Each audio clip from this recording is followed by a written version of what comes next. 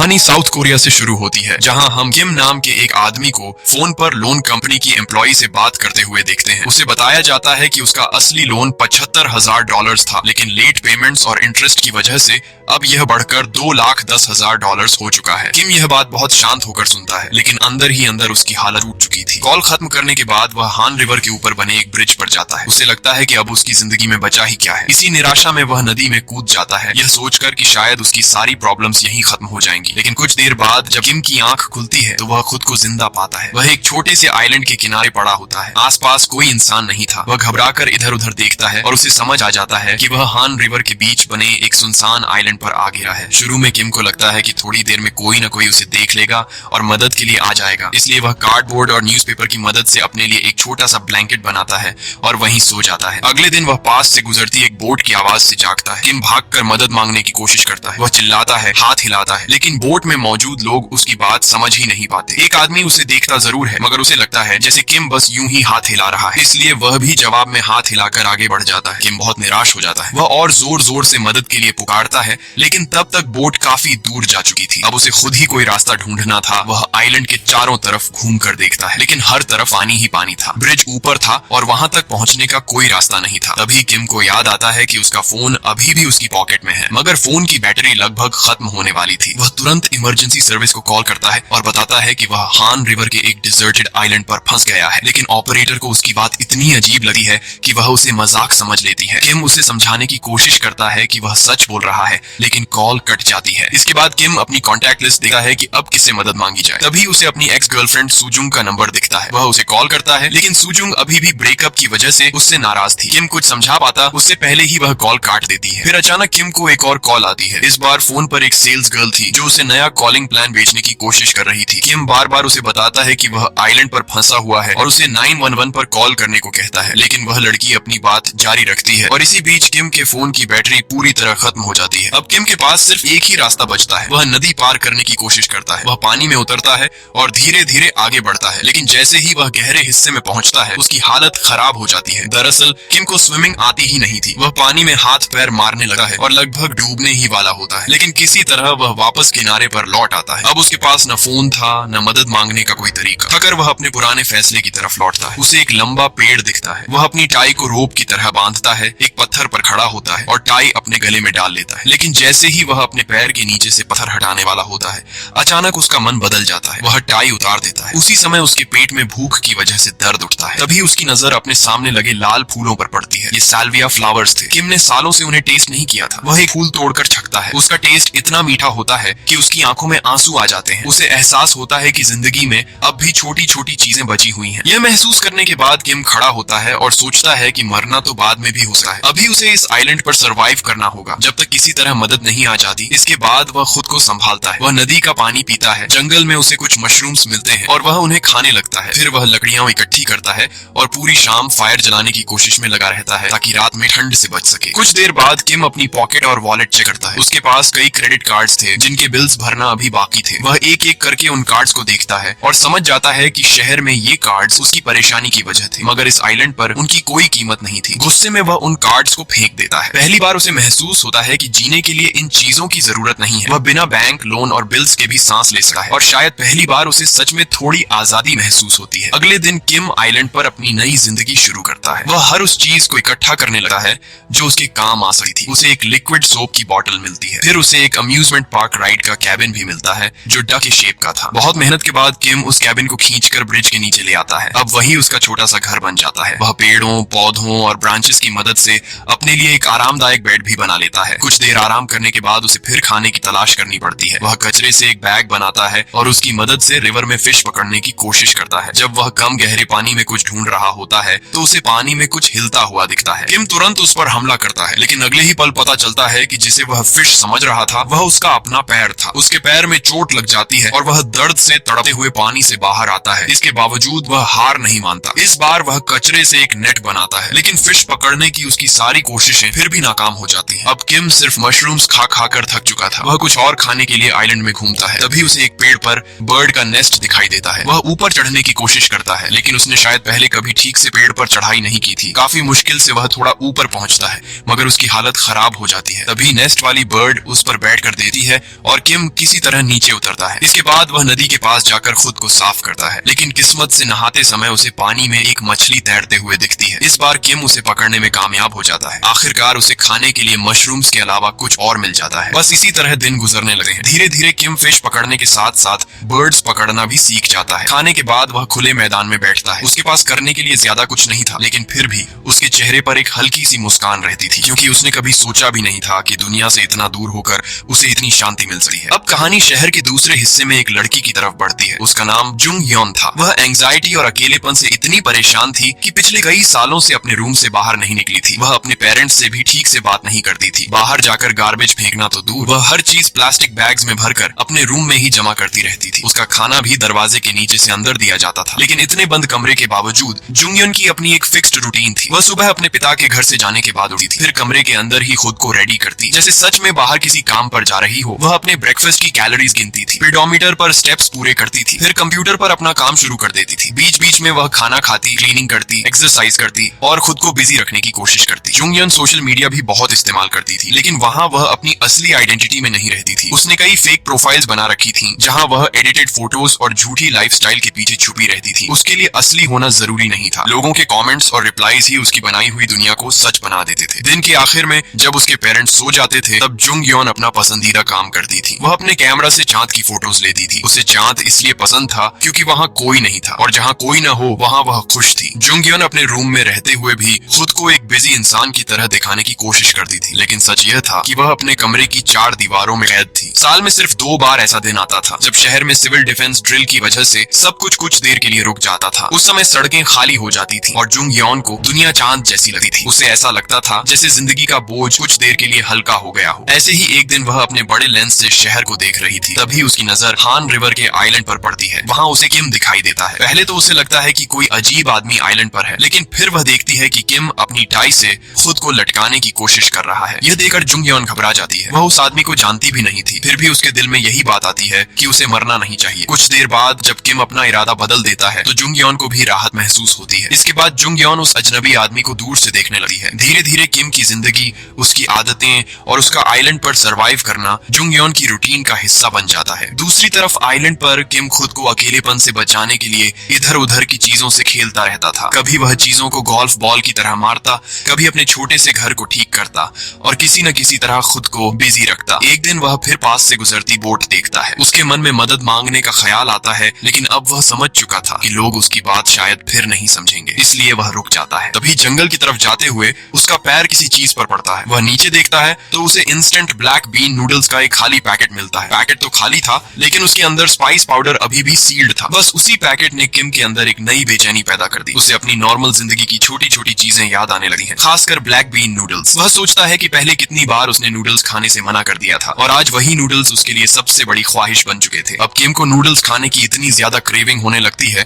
कि वह पूरी रात उसी के बारे में सोचता रहता है। अगले दिन वह फैसला करता है कि अगर नूडल्स कहीं से मिल नहीं सके तो वह खुद नूडल्स बनाएगा। वह जमीन खोदता है और सीड्स ढूंढने की कोशिश करता है। उसे लगता है कि अगर किसी तरह कुछ उगा लिया जाए तो शायद वह अपने लिए नूडल्स बना सके, लेकिन शुरुआत में उसे कुछ भी नहीं मिलता। भूख और क्रेविंग बढ़ती जाती है। एक पल के लिए वह सोचता है कि स्पाइस पाउडर सीधे मुंह में डाल ले, लेकिन फिर वह खुद को रोक लेता है, क्योंकि वह इतने कीमती स्पाइस को यूं वेस्ट नहीं करना चाहता था। अगर वह अपने डक कैबिन में लेट जाता है, तभी अचानक उसके दिमाग में एक आइडिया आता है। वह सोचता है कि बर्ड्स सीड्स खाते हैं, अगर वे सीड्स डाइजेस्ट नहीं कर पाते तो उनकी बीट में जरूर कुछ सीड्स बचे होंगे। बस फिर किम बर्ड पूप इकट्ठा करने लगता है। वह एक मेटल पीस की मदद से उस जगह से बीट स्क्रैपिंग करता है जहां बर्ड्स बहुत ज्यादा बैठती थी। उसे उम्मीद थी कि इसी में कहीं कोई सीड मिल जाएगा। इसके बाद वह आइलैंड पर फार्मिंग के लिए जगह तैयार करता है। वह सॉइल चुनता है, पत्थर हटाता है, जमीन में फरोज बनाता है और फर्टिलाइजर के लिए भी इंतजाम करता है। उसे खुद हैरानी होती है कि जरूरत पड़ने पर इंसान का दिमाग कितनी तेजी से काम करने लगता है। आखिरकार वह बीट से मिले सीड्स जमीन में डाल देता है। अब उसके पास इंतजार करने के अलावा कोई रास्ता नहीं था, लेकिन इस बार इंतजार भी उसके लिए उम्मीद जैसा था। करीब 2 महीने गुजर जाते हैं। इस दौरान जुंगयोन दूर से किम को देखती रहती है। उसे किम में एक अजीब सी आजादी नजर आती थी। वह अकेला था, लेकिन अपने तरीके से जी रहा था। जुंगयोन भी शायद वैसी ही शांति चाहती थी। किम की वजह से जुंगयोन के अंदर भी हिम्मत पैदा होने लगी है। उसने सालों से अपना रूम नहीं छोड़ा था, लेकिन अब उसे उस आदमी से बात करनी थी। डर अभी भी था, मगर इस बार बात करने की इच्छा डर से ज्यादा मजबूत हो गई। वह वार्म क्लोथ्स पहनती है, हेलमेट लगाती है और धीरे धीरे अपने अपार्टमेंट से बाहर निकलती है। वह लोगों से बचते हुए ब्रिज तक पहुंचती है। फिर अपने बैकपैक से एक बॉटल निकालती है जिसमें उसने एक मैसेज रखा था। जुंगयोन वह बॉटल आइलैंड की तरफ फेंक देती है, लेकिन बदकिस्मती से बॉटल किम तक पहुंचने के बजाय पेड़ की ब्रांचेस में अटक जाती है। अगले दिन जब जुंगयोन कैमरा से देखती है तो उसे पता चलता है कि मैसेज अभी तक किम तक पहुंचा ही नहीं। यह देखकर वह बहुत उदास हो जाती है। इसी तरह 3 और महीने गुजर जाते हैं। अब किम की दाढ़ी और बाल बढ़ चुके थे और वह आइलैंड की जिंदगी में पूरी तरह ढल चुका था। वह पेड़ों पर चढ़ना सीख गया था, ब्रेकफास्ट के लिए अंडे इकट्ठे करता था और अपने छोटे से खेत का ध्यान रखता था। उसने एक ऐन, लकड़ी के टुकड़ों और अपने पुराने सूट की मदद से एक स्केयरक्रो भी बना लिया था ताकि बर्ड्स उसकी फसल को नुकसान न पहुंचाएं। फिर एक दिन किम देखता है कि जमीन से एक छोटा सा पौधा बाहर निकल आया है। यह देखकर वह खुशी से भर जाता है। इतने लंबे इंतजार के बाद उसकी मेहनत सच में रंग लाने लगी थी। उसी दौरान एक दिन उसे पेड़ की ब्रांच में फंसी हुई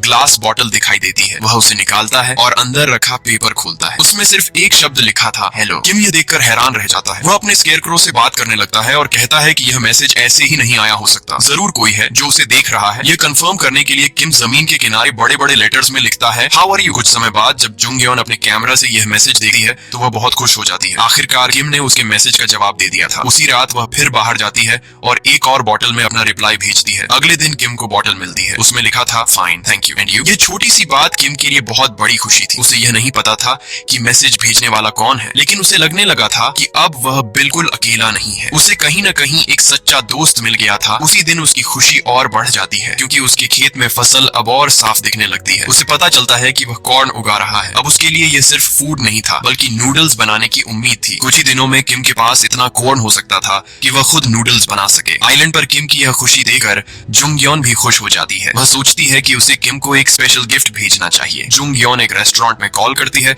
और कहती है कि ब्लैक बीन नूडल्स हान रिवर के बीच बने बैम आइलैंड पर डिलीवर करने हैं। ये एड्रेस सुनकर डिलीवरी गाय पहले तो कंफ्यूज हो जाता है क्योंकि वहाँ किसी नॉर्मल घर या बिल्डिंग का नामो निशान नहीं था, लेकिन जुंगयोन उसे ज्यादा पैसे देने को तैयार हो जाती है, इसलिए वह मान जाता है। डिलीवरी गाय एक डक बोट किराए पर लेता है और काफी मुश्किल से आइलैंड तक पहुंचता है। वहाँ वह किम को अकेले रहते देखकर हैरान रह जाता है। फिर भी वह अपना काम करता है और जुंगयोन की तरफ से भेजे गए नूडल्स किम के सामने रख देता है। रेस्टोरेंट की तरफ से वह एक एक्स्ट्रा डिश भी साथ लाया था। दूर अपने रूम से जुंगयोन कैमरा के जरिए यह सब देख रही थी। वह किम का रिएक्शन देखना चाहती थी। उसे लगा था कि इतने महीनों से नूडल्स के लिए तरस रहा किम ये गिफ्ट देखकर बहुत खुश होगा, लेकिन किम का रिएक्शन बिल्कुल अलग था। वह नूडल्स लेने के बजाय सारी डिशेस डिलीवरी गाय को वापस कर देता है। वह उससे कहता है कि यह खाना उसी औरत को वापस दे दो जिसने भेजा है। डिलीवरी गाय परेशान हो जाता है, लेकिन आखिरकार डिशेस वापस लेकर जुंगयोन के घर पहुंचता है। जैसे ही जुंगयोन दरवाजा खोलती है, वह उससे पूछती है कि क्या हुआ। डिलीवरी गाय बताता है कि आइलैंड वाले आदमी ने कहा है उसके लिए ब्लैक बीन नूडल्स सिर्फ खाना नहीं है, वे उसकी होप है। वह अपने नूडल्स खुद बनाना चाहता है। जब तक उसके अंदर नूडल्स खाने की इच्छा जिंदा है, तब तक वह आइलैंड पर रहेगा और अपने खेत में मेहनत करता रहेगा। ये सुनकर जुंगयोन को किम की बात समझ आ जाती है। किम ने उसका गिफ्ट इसलिए वापस नहीं किया था कि उसे उसकी परवाह नहीं थी। असल में वह अपनी उम्मीद को जिंदा रखना चाहता था। वह अपने हाथों से बनाए नूडल्स का इंतजार कर रहा था। बाद में जुंगयोन वही नूडल्स खुद खाती है। हर बाइट के साथ उसे ऐसा महसूस होता है जैसे वह किम की होप को टेस्ट कर रही हो। इतनी दूर होने के बावजूद किम की जिंदगी अब जुंगयोन पर असर डालने लगी थी। अगली सुबह जुंगयोन अपने रूम से बाहर निकलती है और अपनी मदर से बात करती है। इतने लंबे समय बाद बेटी को सामने देखकर उसकी मदर हैरान रह जाती है। वह उससे पूछती है कि क्या उसे कुछ चाहिए। जुंगयोन कहती है कि उसे कॉर्न के सीड, पॉट्स और कुछ गार्डनिंग की चीजें चाहिए। किम से इंस्पायर होकर वह भी अपने रूम में एक छोटा सा गार्डन शुरू करना चाहती थी। उसकी मदर यह सुनकर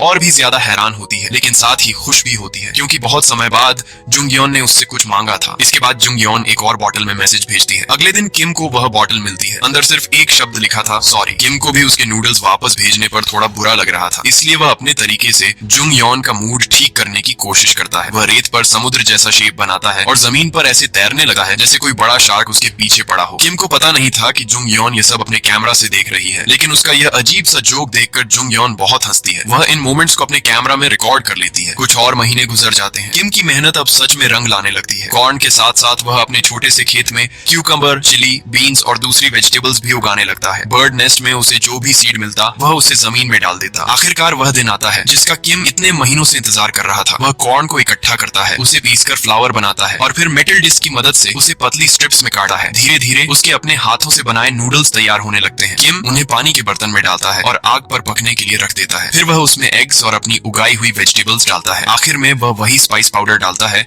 जिसे उसने इतने लंबे समय से संभाल कर रखा था। जब नूडल्स तैयार हो जाते हैं तो किम चॉपस्टिक से उनका पहला बाइट लेता है। टेस्ट करते ही उसकी आंखों में आंसू आ जाते हैं। ये सिर्फ नूडल्स नहीं थे, ये उसकी महीनों की मेहनत, इंतजार और उम्मीद का स्वाद था। दूर से जुंग यॉन भी यह सब देख रही थी। वह किम की खुशी महसूस कर सकती थी, इसलिए वह उसे एक और मैसेज भेजती है जिसमें लिखा था कंग्रेचुलेशंस। किम ये मैसेज देखकर बहुत खुश होता है, लेकिन अब उसके मन में एक सवाल और गहरा हो जाता है। वह जानना चाहता था कि उसका सीक्रेट फ्रेंड आखिर कौन है। अगली सुबह जुंग यॉन कैमरा से आइलैंड की तरफ देखती है। रेत पर किम ने एक नया मैसेज लिखा था, हु आर यू। यह देखकर जुंग यॉन डर जाती है। वह हमेशा लोगों से दूर रही थी। वह अपने पेरेंट्स से भी ठीक से नहीं मिलती थी। ऐसे में एक अजनबी को अपनी आइडेंटिटी बताना उसके लिए बहुत मुश्किल था। सोशल मीडिया पर भी वह फेक प्रोफाइल्स और एडिटेड फोटोज के पीछे छुपी रहती थी। वहाँ वह कोई और बन सकती थी, लेकिन किम के सामने उसे पहली बार सच में खुद बनना था। काफी सोचने के बाद वह एक मैसेज लिखती है और बॉटल लेकर ब्रिज तक जाती है। लेकिन जैसे ही बॉटल फेंकने का समय आता है, उसका मन बदल जाता है। डर जीत जाता है और वह वापस अपने रूम में लौट आती है। एक और दिन गुजर जाता है। किम अपने सीक्रेट फ्रेंड के जवाब का इंतजार करता रहता है, लेकिन आइलैंड पर कहीं भी कोई बॉटल नहीं मिलती। परेशान होकर वह रेत पर फिर मैसेज लिखता है, व्हाई। वह जानना चाहता था कि अब जवाब क्यों नहीं आ रहा। जुंग यॉन ये सब देखती है, लेकिन फिर भी चुप रहती है। उसे लगता है कि बात अब उसके कंट्रोल से बाहर जा रही है। वह किम से दूर जाने की कोशिश करती है, अपने रूम के कर्टन्स बंद कर देती है और फैसला करती है कि वह अपनी पुरानी रूटीन में वापस चली जाएगी। लेकिन जब वह सोशल मीडिया चेक करती है तो वहाँ भी सब कुछ बिगड़ चुका था। लोगों को उसकी फेक प्रोफाइल की सच्चाई पता चल गई थी। कमेंट्स में लोग उसे बुरा भला कह रहे थे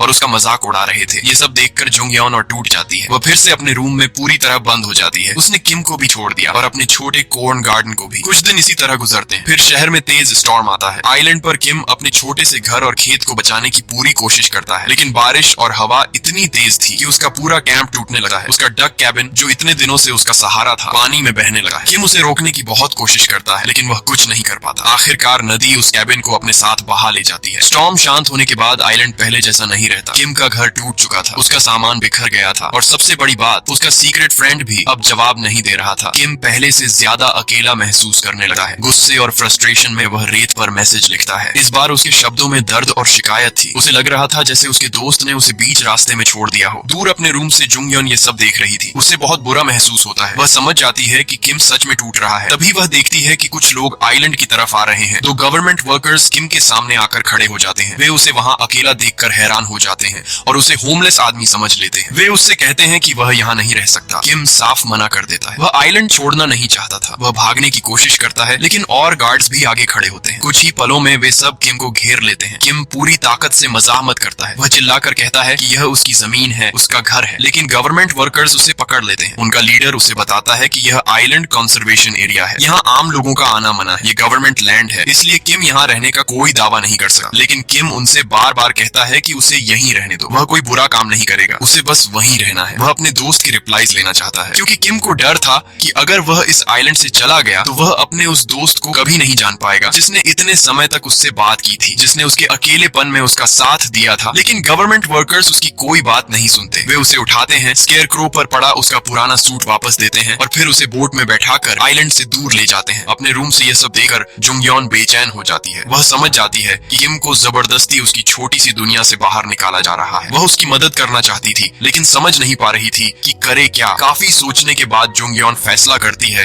कि अब वह अपने रूम में छुप कर नहीं बैठ सकती। इस बार वह हेलमेट भी नहीं पहनती। वह जल्दी से घर से बाहर निकलती है, क्योंकि उसे किसी भी हालत में किम तक पहुंचना था। दूसरी तरफ गवर्नमेंट वर्कर्स किम को वापस शहर में ले आते हैं, लेकिन उसे किसी सेफ जगह ले जाने के बजाय वे बस सड़क पर छोड़ देते हैं। किम फिर उसी शहर में था जहाँ से उसकी कहानी शुरू हुई थी। आइलैंड पर जो थोड़ी सी उम्मीद उसने बनाई थी वह अब टूट चुकी थी। उसके पास न घर था, न उसका खेत, न उसका दोस्त। उसे लगता है जैसे उससे सब कुछ छीन लिया गया हो। इस बार किम सोचता है कि वह शहर की सबसे ऊंची बिल्डिंग तक जाएगा और सब खत्म कर देगा। वह एक बस में चढ़ता है। उसके पास कैश नहीं था, इसलिए वह अपने पुराने कार्ड से पेमेंट करने की कोशिश करता है। हैरानी की बात यह थी कि कार्ड अब भी काम कर जाता है। किम चुपचाप बस में बैठ जाता है। उसके चेहरे पर थकान थी और आंखों में कोई उम्मीद नहीं बची थी। उधर जुंग यॉन शहर की सड़कों पर किम को ढूंढ रही थी। उसे नहीं पता था कि किम कहाँ गया है। वह घबराकर इधर उधर देखती है, लेकिन उसे कोई रास्ता समझ नहीं आता। थोड़ी देर बाद वह रुकती है और कुछ लोगों की बात सुनती है। वे उसी आइलैंड वाले आदमी के बारे में बात कर रहे थे। उनमें से कोई कहता है कि उसने उस आदमी को बस में चढ़ते हुए देखा था। ये सुनते ही जुंग यॉन तुरंत अगले बस स्टॉप की तरफ दौड़ पड़ती है। वह पूरी ताकत से भागती है, लेकिन जब वह वहां पहुंचती है तो बस उसके सामने से निकल चुकी होती है। जुंग यॉन को लगता है कि उसने अपना आखिरी मौका खो दिया। वह थकर और टूटकर वापस मुड़ने लगी है, लेकिन तभी शहर में सिविल डिफेंस ड्रिल का सायरन बजने लगा है। इस ड्रिल की वजह से सड़क पर ट्रैफिक रुक जाता है और वही बस भी कुछ दूर जाकर रुक जाती है जिसमें किम बैठा था। जुंगयोन अपनी बची हुई ताकत इकट्ठी करती है और बस की तरफ दौड़ पड़ती है। उसके लिए यह सिर्फ बस पकड़ना नहीं था, बल्कि पहली बार अपनी जिंदगी से बाहर निकलकर किसी इंसान तक पहुंचना था।